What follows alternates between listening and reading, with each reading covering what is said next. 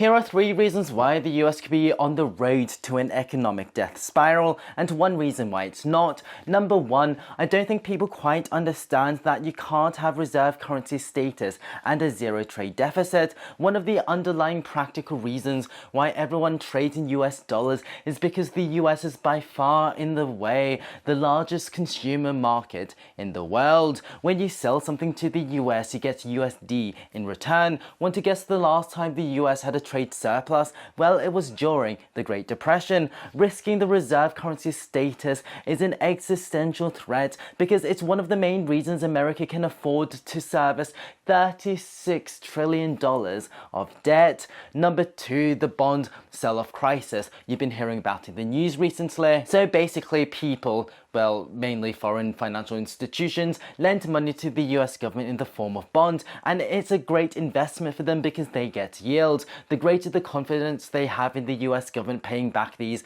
bonds, and the lower the inflation is, the cheaper the repayments are, and the less stable the economy and the weaker the dollar, the higher the repayment costs are. Because of COVID and inflation, since 2020, the repayments have gone up from $345 billion to almost $1 trillion last financial year. Simply paying the interest is now the second largest expense of the US government. If things get much worse, which they are, it could quickly get completely out of hand, and the only way for a government to respond is by printing money on an unprecedented level, which could quickly lead to hyperinflation. Number 3, all the current initiatives to reduce the government debts like DOGE and taxing American consumers through tariffs is unlikely to make much of a difference. According to the very optimistic numbers from Elon, DOGE could save the government $150 billion by 2026, but this is just a drop in the bucket, and if tariffs from April the 2nd were to be implemented in full, according to the Tax Foundation think tank,